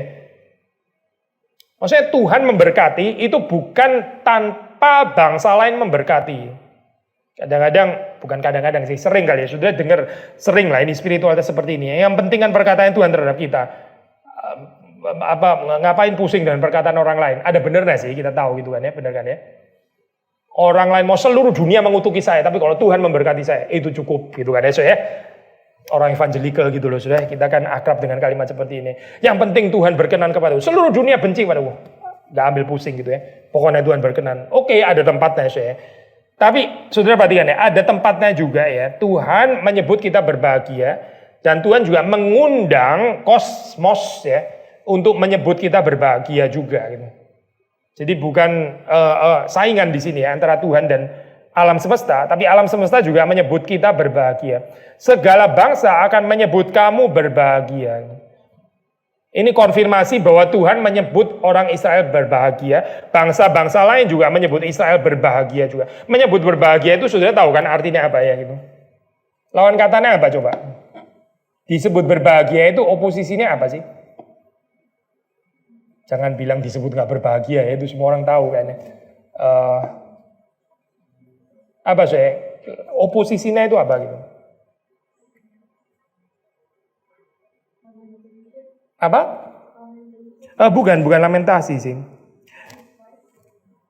Oke, despise, iya curse, actually curse gitu, benar. Oposisinya itu dikutuki, dikutuki. Makanya di dalam ini ya, sabda bahagia kan bahasa Inggris selain pakai happy, pakai blessed gitu kan ya. Blessed are those atau blessed are you gitu kan. Diberkatilah. Lawan katanya ya, Pak, ya dikutuki, apalagi kalau bukan dikutuki gitu. Menyebut berbahagia gitu ya, diberkati. Itu disebut berbahagia. Disebut sebagai yang diberkati. Lawan katanya dikutuki berarti gitu. Kalau nggak berkat ya kutuk, cuma itu kan berarti gitu. So, di sini saudara melihat ya, Tuhan itu memberkati ya, dengan bangsa-bangsa lain itu juga memberkati, menyebut berbahagia itu apa? Orang-orang Israel ya. Maksudnya ini sekali lagi ya saya, bukan selalu kayak begini loh saya. Tuhan tuh pernah pakai bangsa lain tuh mengajar Israel. Itu waktu Israel nggak taat ya kepada Tuhan. Terus Tuhan kirim bangsa-bangsa lain ya, bukan menyebut Israel berbahagia untuk memerangi Israel gitu. Jadi bangsa-bangsa lain seperti kayak menjadi kutuk bagi Israel gitu. Iya kan? Maksudnya di dalam cerita exile gitu. Baik itu Assyria, Babilonia gitu ya. Tetapi di sini ya saya visinya sudah melihat di situ di dalam apa ini keterlibatan kosmik ya. Entah itu belalang pelahap, entah itu langit yang mencurahkan berkatnya dan termasuk juga bangsa-bangsa lain ya. Segala bangsa, ini kan berarti kosmik gitu. Menyebut kamu berbahagia sebab kamu ini akan menjadi negeri kesukaan firman Tuhan semesta alam. Saya spontan teringat dengan ini ya, dengan kisah para rasul ya. Kisah para rasul itu dikatakan meskipun kita kayaknya sih bukan relate ke sini ya, tapi ini apa indirect lah relationnya gitu ya. Itu gereja mula-mula itu disukai semua orang, disukai semua orang. Itu berarti semua orang juga somehow pinjem bahasa Maliakhi ya. Itu memberkati komunitas Kristen gereja mula-mula gitu. Ya, bukan dikutuki bukan gitu. Tapi disukai. Gak pakai istilah yang persis memang. bukan pakai istilah disebut berbahagia ya, tapi mirip gitu dalam hal ini ya. So ada aspek seperti itu dan nggak selalu bentur ya saya. Tentu ada saat-saat di mana Alkitab menyatakan bentur, di mana ada dunia yang membenci ya, tapi Tuhan mengasihi gitu kan. Ada sih, ada aspek itu ya. Tapi itu nggak selalu seperti itu. Jadi kalau kita baca Alkitab ya ada tension seperti itu memperkaya spiritualitas kita ya, karena banyak hal itu perlu dilihat secara banyak angle ya gitu, minimum ya 2 angle gitu, nggak bisa cuma 1 angle ya. Misalnya kalau kita misalnya ambil bagian ini doang gitu ya, oh jadi yang benar itu segala bangsa itu menyebut orang Kristen berbahagia gitu kan ya, jadi nggak ada tempat ya untuk penganiayaan akhirnya gitu. Tapi sebaliknya kalau kita pasangnya cuma ada yang penganiayaan, dibenci dunia dan sebagainya gitu ya, merasa selalu terus bermusuhan terus ya, polemik nggak habis-habis ya. Bagaimana dengan ayat ini ya? Ayat ini bilang segala bangsa menyebut orang percaya berbahagia loh gitu. Ada nggak ya ini terjadi dalam kehidupan kita ya? Kita diberkati, kita disebut berbahagia gitu. Atau kita terus menerus dikutuki gitu. Kayaknya ada yang salah sih. Ada yang salah kalau seperti itu sih. So sekali lagi ya, intinya adalah ini 3 hal ini ya, entah langit yang membuka tingkap-tingkapnya, lalu belalang pelahap yang dihardik, dan juga bangsa yang akan menyebut orang Israel berbahagia ya. Disebut sebagai negeri kesukaan Tuhan. Ini semua bicara tentang satu poin, yaitu takut akan Allah ya, masuk respons ini ya, respons ibadah takut akan Allah ini ya, itu punya dimensi kosmik, tanpa harus masuk ke panteisme ya,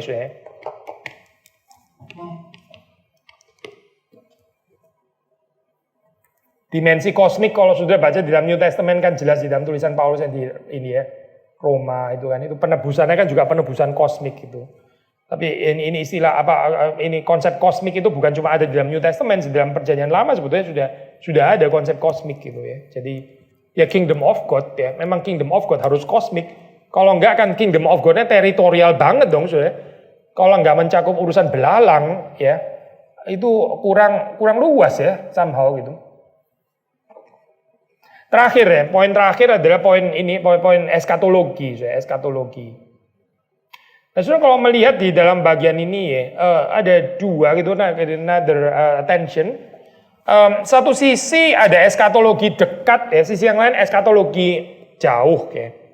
Jadi gambarannya kan memang ada already not yet itu selalu sejak dari Perjanjian Lama. Ini kan seperti kayak melihat ada 2 poin gunung gitu kan ya gambarannya. Ini kalau melihat dari jauh ada 2 puncak gunung ya. Ini ada puncak gunung lagi, tapi kalau lihat, kaget. Dari horizon sini ya, itu kan cuma lihat seperti kayak ada 1 puncak gitu, tapi sebetulnya ada 2 puncak gitu kan ya. Tapi kita ngeliatnya kan seperti kayak ada 1 puncak, padahal 2 gitu. So bagian yang gunung dekat sama gunung jauh gitu maksudnya. Demikian juga di dalam eskatologi ini sih Perjanjian Lama ya. So kita baca yang dekat terlebih dahulu ya. Tapi dekat yang kondisional somehow gitu. Maleakhi 1:5 ya. Matamu akan melihat dan kamu sendiri akan berkata Tuhan Maha Besar sampai di luar daerah Israel. Matamu akan melihat dan kamu sendiri akan berkata. Ini kan konsep eskatologi dekat kan ya berarti ya saudara. Maksudnya nggak bilang keturunanmu akan melihat, nggak, matamu akan melihat ya. Berarti ini kan di dalam zaman yang dekat gitu kan di dalam hal ini. Eskatologi dekat lah gitu ya. 3 ayat 5, 10-12 ya, 10-12, 3 ayat 5. Aku akan mendekati kamu untuk menghakimi dan akan segera menjadi saksi terhadap tukang-tukang sihir, orang berzina tadi kita sudah baca ya, orang yang bersumpah dusta terhadap orang yang menindas, orang upahan, janda, anak piatu yang mendesak ke samping orang asing dengan tidak takut kepada firman Tuhan semesta alam. Kalau tadi kita baca dengan penekanan takut akan Tuhannya gitu yang punya dimensi sosial dan sebagainya, tapi sekarang kita baca dengan penekanan eskatologi dekat.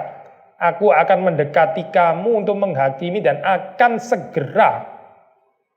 segera menjadi saksi terhadap tukang-tukang sihir.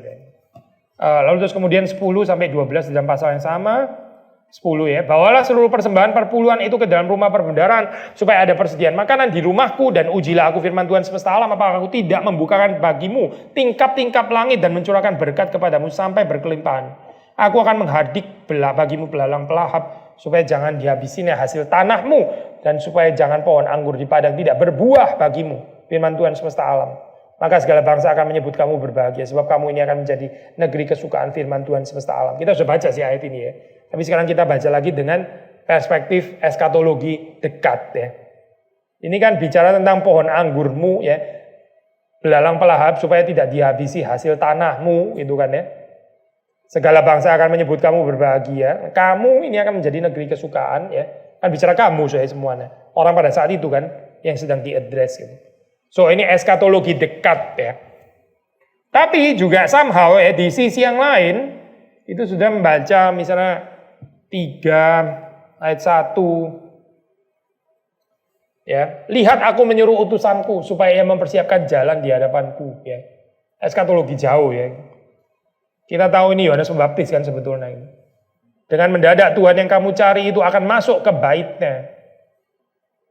Malaikat perjanjian yang kamu kehendaki itu sesungguhnya ia datang, firman Tuhan semesta alam.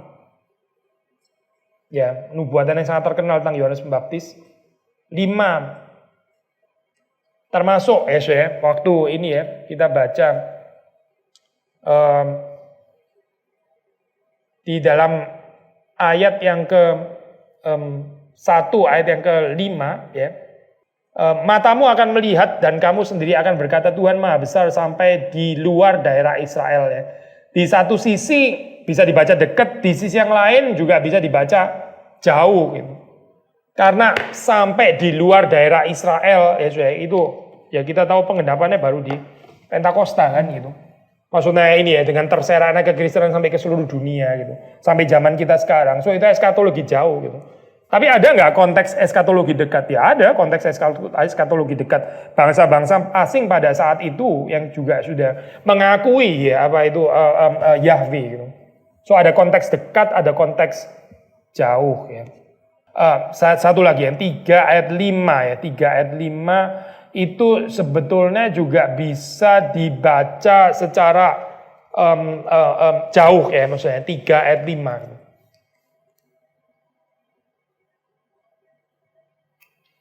Hari penghakiman maksudnya itu. Oke, tapi ini minor saja saya tambahannya. Kita terusin lagi.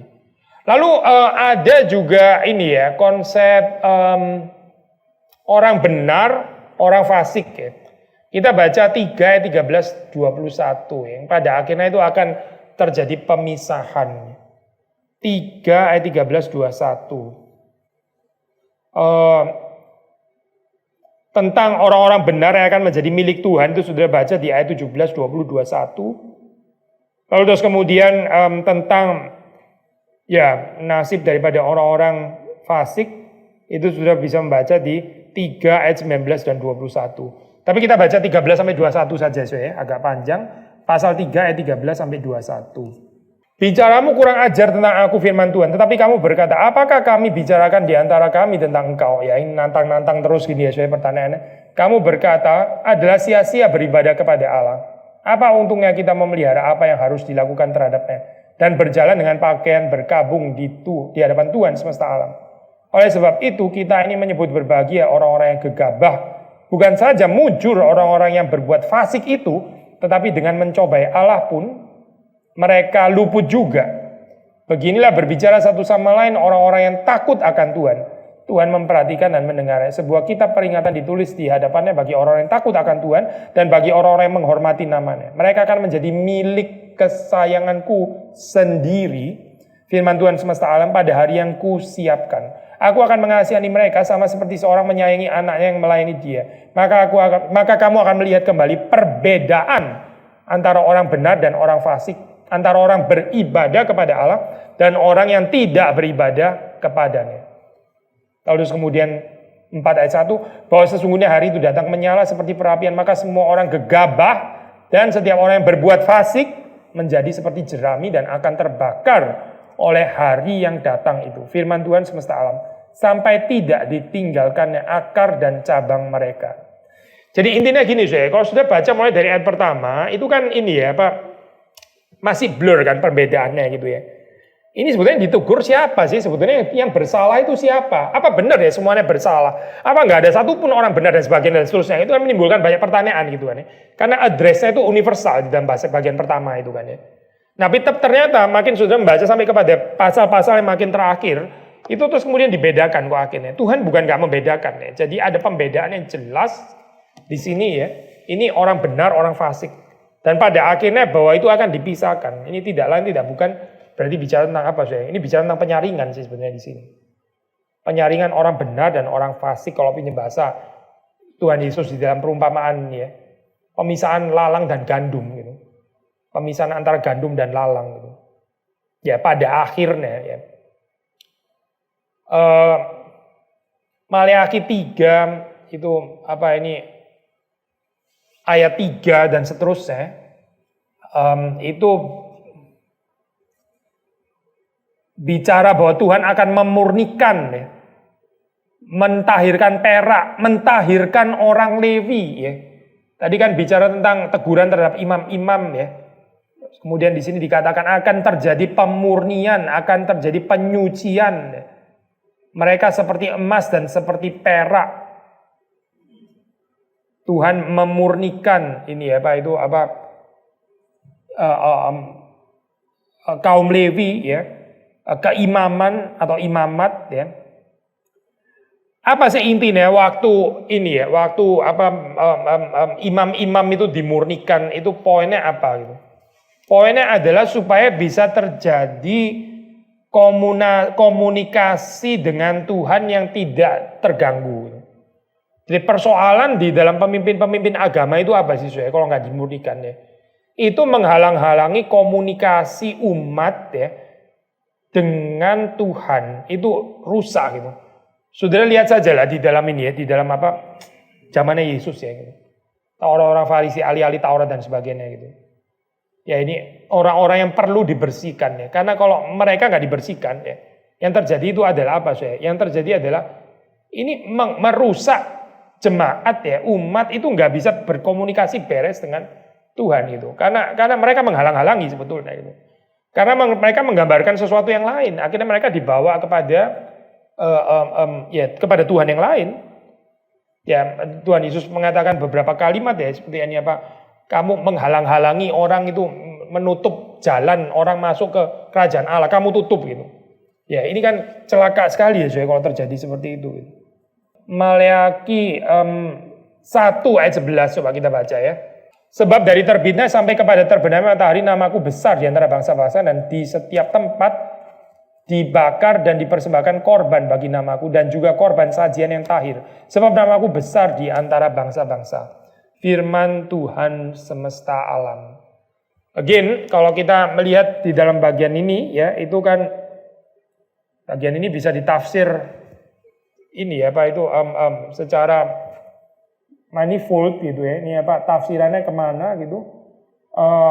Kan ini bicara tentang bangsa-bangsa juga akan mempersembahkan korban kepada Yahweh gitu kan.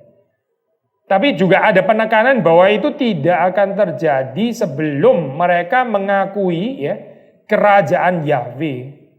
Maksudnya the kingship of Yahweh, the kingship of the Lord ya. Itu mereka mengakui karena mereka mengakui balik lagi ini prinsip ini kan sebetulnya kan. Prinsip ini mesti terjadi dulu ya baru ada sacrifice yang benar gitu kan.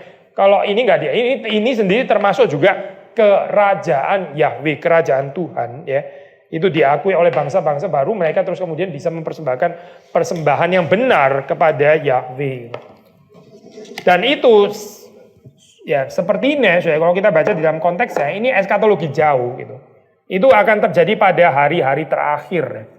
Terjadi pada hari-hari terakhir which menunjuk kepada pemenuhan di zaman New Testament ya, atau perjanjian baru. Ya, baru terus setelah itu kemudian pada akhirnya ya akan ada apa ya, penghakiman Tuhan yang maha adil. Itu penghukuman ya terhadap apa ini orang-orang fasik dan juga pembenaran bagi orang-orang yang takut akan Tuhan. Again balik lagi ke Maleakhi 3 ayat 18. Maleakhi 3 ayat 18 sampai 21 ya. Ini kalau di bahasa Indonesia kita kan Maleakhi 3 sampai 18, tapi ada yang diterusin sampai nggak pakai pasal 4 ya. Setelah pada 18, 19, 20 dan seterusnya gitu. Jadi saudara jangan bingung kalau misalnya dibilang 3 ayat 21 itu berarti ya maksudnya adalah 4 ayat 3 gitu saya. Ya, 4 ayat 3. Oke, sampai di sini ini apakah saudara ada pertanyaan atau tanggapan atau respons tentang 5 poin tadi ya? Memang intinya bukan di perpuluhan ya, tapi perpuluhan sebagai salah satu respons itu kan ya, memberikan yang terbaik kepada Tuhan karena mengerti Tuhan itu mengasihi gitu. Itu maksud intinya di sana sih. Lalu seorang ini ya Pak mengembalikan apa yang menjadi milik Tuhan, maksudnya merespons dengan benar, terus itu konteksnya kosmik itu bersahabat gitu kan ya. Tuhan itu akan menjaga gitu, nature, alam semesta itu akan, langit-langit akan dibuka, terus belarang pelahak akan ditahan ya, terus even bangsa-bangsa lain akan memberkati, menyebut Israel itu berbahagia dan sebagainya. Itu ya ada inclusion of cosmic response di situ. Ya. Sorry, nggak dengar. Kalau lagi bangkrut apa? Gini ya, kita itu gini. Konsepnya sekali lagi ya.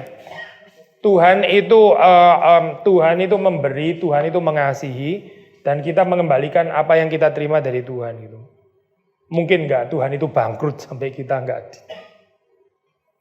Mungkin nggak sih Tuhan itu capek mengasihi kita gitu ya. Kasihnya itu reservoirnya habis. Sehingga akhirnya ini nggak ada alirannya. Terus kita jadi justified, kita nggak boleh kembalikan gitu. Mungkin nggak itu saya tanya ini, mungkin nggak? Mungkin nggak Jawab dong. Gimana? Siapa? Iya, enggak, saya tanya gini loh. Ini kan konsepnya gini kan. Ini kan kalau kita bilang persembahan pemberian itu kan yang ini kan ya. Ini kan sebetulnya merespons ini kan ya. Sekarang saya tanya, ini sendiri itu mungkin enggak itu kering gitu, alirannya gitu. Mungkin enggak itu? Ya sudah, berarti enggak ada itu namanya bangkrut. Yang ada itu adalah kita enggak menghitung berkat Tuhan gitu. As simple as that kalau menurut Maliaki. By the way, ngomongnya bukan cuma soal ini ya, materi loh, bukan. Kita agak reduktif sih kalau cuma bicara materi gitu kan ya. Gitu. Sama seperti kita juga nggak bisa membicarakan berkat Tuhan hanya kesehatan saja gitu kan. Nggak bisa dong gitu kan ya. Atau membicarakan berkat Tuhan tuh hanya senyumannya tetangga, kan nggak bisa ya. Saya nggak diberkati ini, nggak diberkati ya. Tetangga nggak senyum hari ini. Masa berkat Tuhan direduksi kan urusan senyuman tetangga sih? Gimana gitu kan ya? Kan nggak bisa kan Jadi aspeknya itu banyak gitu. Tapi persoalan pertamanya kan justru di situ ya. Ini loh waktu bicara tentang cinta Tuhan itu. Tuhan kan nggak pernah kering ya cintanya gitu. Tuhan kan nggak pernah bangkrut ya di dalam mencintai kita. Tapi persoalan itu precisely di sini waktu Tuhan bilang aku mengasihi kamu, firman Tuhan. Tetapi kamu berkata, dengan cara bagaimana engkau mengasihi kami? Kami bangkrut tahu nggak sih gitu? Sama kan sebenarnya gitu. Mempersoalkan cinta kasihnya Tuhan gitu, seperti kayak nggak cukup gitu untuk kita. Gitu. Sebetulnya Tuhan bukan nggak mengasihi, Tuhan mengasihi kita dan kasihnya itu kan nggak berubah ya. Kalau ternyata ya di dalam persepsi kita itu kasih Tuhan seperti kering, itu persoalan bukan kasih Tuhan kering, tapi kasih sudah pernah diberikan dan kita nggak memberi kepada Tuhan. Akhirnya ininya seret gitu. Nah nggak maksudnya poin ini gitu. Ini loh, kan kita bicara reciprok kan. Ini kan reciprok, namanya reciprocal relationship, reciprokal ya. Kan Tuhan memberi kepada kita, kita kembalikan. Tapi waktu kita nggak kembalikan, kita kembalikannya itu domba yang buta lah atau apalah gitu ya. Dan menghina nama Tuhan ya. Terus kemudian ini kan kosmik kan terganggu kan. Kan Tuhan bilang kosmik terganggu. Coba kita baca ya. Itu di 3 ayat 9. Tadi kita nggak baca kayaknya, tapi kita baca bagian ini ya. Kita akan baca bagian yang positif tadi ya. Di 3 ayat 9. Nanti kita bacakan mulai ayat 10 tadi. Ini ya, ayat 9. Ini waktu orang itu nggak mengembalikan kepada Tuhan, yang terjadi ayat 9. Kamu telah kena kutuk, tetapi kamu masih menipu aku. Ya kamu seluruh bangsa. Menakutkan ya kalimat ini ya. Waktu manusia itu nggak mengembalikan kepada Tuhan apa yang diberikan Tuhan kepadanya, lalu dia nggak kembalikan ya. Kosmik menahan berkatnya dan akhirnya seperti kena kutuk. Bukan seperti kena kutuk, benar-benar kena kutuk gitu. Bukan menakut-nakuti ya, ya. Memang itu, ya. Kalau bukan berkat lalu apa? Ya kutuk, apalagi, ya, gitu. Kalau bukan berkat ya berarti kutuk yang masuk gitu. Kosmik itu mengutuki, bangsa-bangsa mengutuki ya. Akhirnya seret gitu ya. Terus kita bilang saya bangkrut, ini saya nggak ada yang saya berikan. Kita harusnya introspeksi gitu. Ini berarti persembahan kita nggak jalan berarti gitu. Makanya yang datang adalah kutuk akhirnya gitu. Berarti persembahan kita nggak jalan. Tuhan itu nggak mungkin gagal memberkati. Tuhan itu nggak mungkin lalai memberkati, itu nggak ada ceritanya, saya. Tuhan lupa memberikan terlebih dahulu gitu ya. Terus Tuhan misalnya bilang, iya sorry, kamu memang nggak persembahan ya, karena memang saya juga belum memberi, ya ini apa, lupa transfer gitu misalnya. Nggak, mana mungkin saya Tuhan tuh lupa transfer kayak gitu, mana mungkin. Tuhan nggak ada ceritanya lupa memberkati, itu nggak ada. Tuhan selalu memberkati, yang ada itu kita lupa mengembalikan. Lalu waktu kita lupa mengembalikan, akhirnya benar, kita bikin kosmik itu nggak bersahabat, jadi tanah seperti kena kutuk ya, langitnya itu nggak memberikan curahan hujan, dan seterusnya. Akhirnya kehidupan kita sendiri sengsara gitu. Nah di sini ya saya, ini seperti kayak, terus orang kalau nggak hati-hati, dekat sekali dengan model hukum tabur tuai, betul nggak saya? Terus dengan gampangnya orang bilang, lu sengsara karena ini apa, ada dosa lah dan sebagainya. Kita mesti hati-hati dengan teologi seperti itu ya. Tetapi ya saya mau mengatakan ya, ini bukan nggak ada tempatnya loh. Introspeksi ini bukan nggak ada tempatnya loh. Karena kalau saudara baca di dalam struktur Maleakhi itu kita harus bertanya seperti itu gitu. Karena dari sisi Tuhan kan nggak mungkin dia nggak mendatangkan berkat terlebih dahulu, itu nggak ada kemungkinannya. Tuhan sudah pasti mengasihi. Ini dibuka kalimat ini, dibuka saya Maleakhi ini dibuka kitab ini ya, dibuka dengan kalimat aku mengasihi kamu gitu. It's a fact. Saudara nggak bisa debat bagian ini. Saudara nggak bisa debat dengan kalimat ini. Dengan cara bagaimana ya engkau mengasihi kami gitu. Ini kurang ajar ya kalimat seperti ini gitu. Faktanya itu Tuhan mengasihi kita gitu. Fakta yang menyakitkan adalah kita nggak mengasihi Tuhan kembali. Dan waktu kita nggak mengasihi Tuhan kembali, kita bikin ya itu tadi ya. Akhirnya kosmik nggak bersahabat, tanah seperti kena kutuk, langit nggak membukakan tingkapnya. Terus kemudian Tuhan sendiri seperti juga seret memberkati saya. Padahal saya nggak mengembalikan gitu. Makanya Tuhan bilang, coba ujilah saya gitu ya. Coba deh kamu kembalikan itu. Kembalikan ya. Nanti lihat apa, langit itu nggak akan terbuka tingkap-tingkapnya. Itu sampai tantangan seperti itu loh saya. Di sini kita baca konteksnya ya, bukan di dalam konteks do udes, tapi di dalam konteks introspeksi diri gitu ya. Kenapa ya saya nggak diberkati seperti ini ya?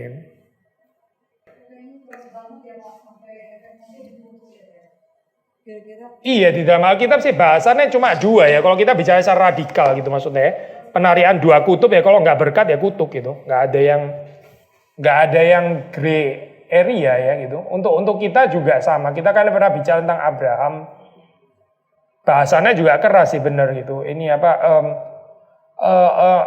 Abraham kan dipanggil kalau dia gagal mendatangkan berkat, ya dia mendatangkan kutukan, dia mendatangkan tulah gitu. Berkat atau kutuk di dalam ini pembicaraan memang dualis itu benar, konsep dualis gitu. Berat sih, tapi gini ya, jangan gini. Ini teguran meskipun katakanlah keras gitu ya. Tapi again ya, saudara baca teguran ini dalam konsep aku mengasihi kamu gitu. So it's still teguran ini diberikan di dalam kasihnya Tuhan kepada Israel. Dan itu buat saya celebrating ya gitu. Karena Tuhan itu mau kita bertobat gitu kan. Saudara kalau baca bagian ini ya, ini kalimat kayak gini ini sudah gak cocok dikatakan sesama manusia kan ya. Dan ini dikatakan kepada Tuhan dan Tuhan masih mengutip perkataan kayak begini dan Tuhan masih jawab lagi. Itu luar biasa sabar loh saya tanggapan kayak gini kan. Itu kalau anak saudara ngomong kayak gini kepada saudara sebagai orang tua ya, sudah tempeleng deh saya anak kayak gini kurang ajar ya benar-benar ya. Kita bilang aku mengasihi, dengan cara apa kamu mengasihi saya? Kurang ajar banget ya anak kayak gini ya. Tapi ini yang ngomong papanya sendiri sekarang ya. Kamu pernah bilang ya bahwa dengan cara apa papa mengasihi kamu? Sebetulnya papa mengasihi kamu dengan gini. Ini sabar luar biasa loh saya kayak gini nih. Masih kasih penjelasan gitu ya. Kenapa benar fakta bahwa aku memang mengasihi kamu gitu. Ini kan berarti undangan untuk bertobat ya sebetulnya gitu. Pada akhirnya sih ini ini undangan untuk undangan untuk termasuk menjadi orang-orang benar yang takut akan Tuhan itu ya. Pada akhirnya kan goalnya ke sana gitu. Peka akan apa yang Tuhan berikan, peka cinta kasih Tuhan, terus takut akan Tuhan dengan memberikan persembahan. Ya ada dimensi etik sosial itu tadi semua ya, ada dimensi kultik dan sebagainya ya. Lalu terus kemudian kita akan melihat bagaimana kosmik itu bersahabat dan seterusnya. Tapi the fact bahwa Tuhan ini kan sedihnya gini kan ini Maleakhi kan jelas kan ya. Message-nya kan jelas sekali kan ya. Setelah itu kan 400 tahun gak ada apa-apa gitu. Padahal ada eskatologi dekat tuh gitu. Ada eskatologi dekat, sudah dikatakan ada orang yang akan mendahului gitu. 400 tahun sudah baru datang. Ini berarti apa Berarti tegurannya gak diindahkan gitu. Sampai delay 400 tahun. Padahal ada konsep eskatologi dekat loh harusnya. Kita nggak lihat dari perspektif kedaulatan Allah ya. Kalau dari perspektif kedaulatan Tuhan sudah lihat semuanya dari kekal, of course gitu. Kita nggak tepat sih kalau di bagian ini kita sorotinnya dari perspektif kedaulatan Allah ya, itu betul gitu ya. Tapi kan di dalam pengandaian ini kan ada konsep eskatologi dekat tapi nggak terjadi. Nggak terjadi karena apa? Ya itu berarti karena nggak diindahkan gitu. Nggak ada pertobatan berarti dalam hal ini ya. Terus Tuhan silence 400 tahun gitu. And yang lebih ajaib setelah 400 tahun silence ya masih terjadi juga gitu setelah itu kan. 400 tahun tuh lama sekali ya gitu ya. Itu sudah boleh bubar lah sebenarnya 400 tahun gitu. Sudah boleh gagal sama sekali. Ternyata masih ada kesetiaan Tuhan setelah 400 tahun. Benar-benar ada Yohanes Pembaptis yang dinubuatkan di sini dan Mesias betul-betul datang gitu. Tapi Mesias datang ya. Sudah lihat ya, itu bukan tanpa seruan pertobatannya Yohanes Pembaptis. Yang menyerukan apa Saudara kalau baca ya itu balik seperti yang dikatakan oleh Yesaya dan Maleakhi dan juga kitab-kitab nabi yang lain, pertobatan tentang aspek kultis dan sosial gitu. Karena inilah jalan yang mendahului itu, yang mendahului Mesias datang itu ini, pertobatan kultis dan sosial gitu. Ini kan konsep ini ya post exilik kan berarti post exilik itu kan berarti sudah keluar dari exile kan ya. The fact bahwa mereka nggak bertobat terus akhirnya itu Rome itu kan exile lagi sebenarnya gitu kan ya. Setelah masuk Roma itu kan balik lagi seperti kayak back to square one. Ini jadi sebetulnya sudah post exilik masuk lagi ke ini ya, persoalan penjajahan lagi gitu. Ayat yang sering dipakai buat persepuluhan kan Maleakhi ini ya, Maleakhi 3:10 ya. Setelah kita ngerti konteksnya kan Tuhan marah ya sama bangsa Israel, makanya Tuhan bilang ujilah aku dan sebagainya.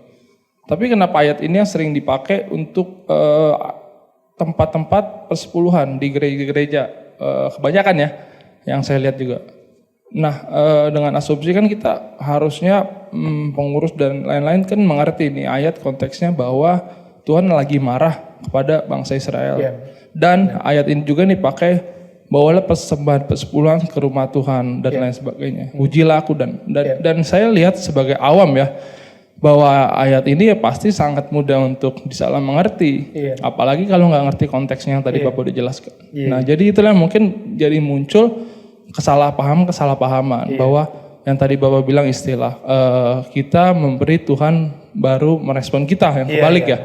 Nah mungkin apa nggak ada ayat lain yang berkaitan dengan persepuluhan yang bisa dijadikan suatu acuan ayat untuk umat Kristen membawa persepuluhan? Mungkin itu sih Pak. Toh akhirnya masuk ke pertanyaan ini juga gitu ya. Tapi ini bukan bagian daripada PA hari ini ya sebetulnya. Karena kita lagi ngomongin Maleakhi gitu. Intinya ini saya balikin ke Maleakhi lagi lah ya. Kalaupun kita ngomongin persepuluhan itu bicara tentang ini loh. Apa yang kita terima dari Tuhan kita kembalikan kepada Tuhan gitu. Bagian ini nih jangan gak ada gitu. Bagian ini jangan sembarangan gitu. Maksudnya jangan kita kasih domba buta lah, sisa-sisa lah.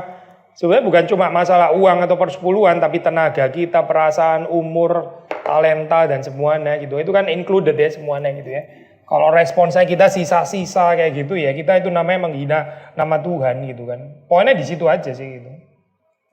Kalau tentang kenapa ini dipakai untuk persepuluhan gereja-gereja lain, mungkin tanya gereja lain aja kali ya yang pakai ayat itu, karena kita nggak pernah pakai ayat ini kok untuk ini apa. Kita nggak pernah pakai ayat ini untuk ini apa. Ya, karena nggak cocok juga memang konteksnya. Kadang-kadang ironinya gini loh saya, kalau toh akhirnya membicarakan perpuluhan gitu ya. Ini kan orang zaman perjanjian lama ya, konsep kristologinya kan nggak sebaik kita dong harusnya gitu kan ya. Konsep penebusan Kristus nggak sejelas kita dong. Kita harusnya lebih jelas nggak sih mengenal kasih Tuhan, maksudnya arah ke bawah ini tadi ya. Siapa yang harus lebih mengenal kedalaman cinta kasih Tuhan? Orang di zaman Maleakhi atau kita ya gitu maksudnya. Kita dong harusnya kan ya. Bener nggak sih? Tapi mereka ini sendiri itu bisa mengerti tuntutannya 1/10 gitu. Lalu kita yang katanya oke lah kita nggak mau legalistik, kita nggak di bawah Taurat, whatever istilahnya lah gitu ya. Tapi terus kemudian kita 100% misalnya gitu ya. Ini lucu nggak sih kayak gini nih? Kita ini lebih mengerti cinta kasih Tuhan loh gitu sebetulnya gitu. Kita nggak usah ngomong perisa harus 1/10. Memang kita nggak bicara seperti itu gitu. Tapi aneh nggak sih sebenarnya kalau orang yang nggak terlalu ngerti kasih 1/10, kita yang seharusnya lebih ngerti dan Indeed lebih ngerti. Ya, kecuali kita kayak orang dengan cara apa engkau mengasihi, dengan cara apa engkau, dengan cara Yesus mati dan kayak salib kan ya, jelas sekali sebetulnya gitu. Mereka nggak bisa loh mengatakan kalimat itu dengan cara Yesus mati, belum, kita kan sudah gitu. Tapi kita yang mengerti itu tapi lebih nggak mengerti mengembalikan kepada Tuhan. Ini apa nggak lucu ya kayak gini nih? Argumentasi saya agak sedikit retorikal sih gitu mungkin ya, tapi kan aneh ya gitu. Siapa yang seharusnya lebih mengerti cinta kasih Tuhan yang harusnya lebih bisa merespons cinta kasih Tuhan dengan pengorbanan yang lebih dalam. Orang di zamannya Maleakhi atau kita ya harusnya gitu. Nah itu loh saya, itu yang buat saya masalah kadang-kadang di dalam perdebatan tentang perpuluhan gitu ya. Gak usah pakai ayat-ayat lah tentang inilah apa mana sis nggak sis, ini termasuk ceremonial law atau moral law atau apa itu rumit sekali lah gitu. Sederhana aja lah, siapa yang seharusnya lebih mengerti cinta kasih Tuhan gitu. Dan apa responsnya untuk orang yang lebih mengerti cinta kasih Tuhan ya? Ini kan juga jawaban teologis. Yesus bilang itu dosanya banyak dia ampuni, dia banyak berbuat kasih. Sederhana kan ya? Yang banyak diampuni, yang penghayatan tentang kasih Tuhan lebih dalam, harusnya lebih banyak berkorban. Ini Yesus yang ngomong gitu. Siapa coba yang lebih ngerti pengorbanan Yesus? Kita atau orang zamannya Maleakhi gitu. Tapi kita manusia modern masih cari cara supaya bagaimana nggak harus 1/10 gitu kan ya. Ini beres nggak sih kayak gini? Mari kita tutup dalam doa. Tuhan, kami bersyukur untuk kesempatan malam hari ini. Kami berdoa supaya Tuhan menghidupkan firman-Mu di dalam hati kami masing-masing. Demi Yesus Kristus kami berdoa, kami bersyukur. Amin.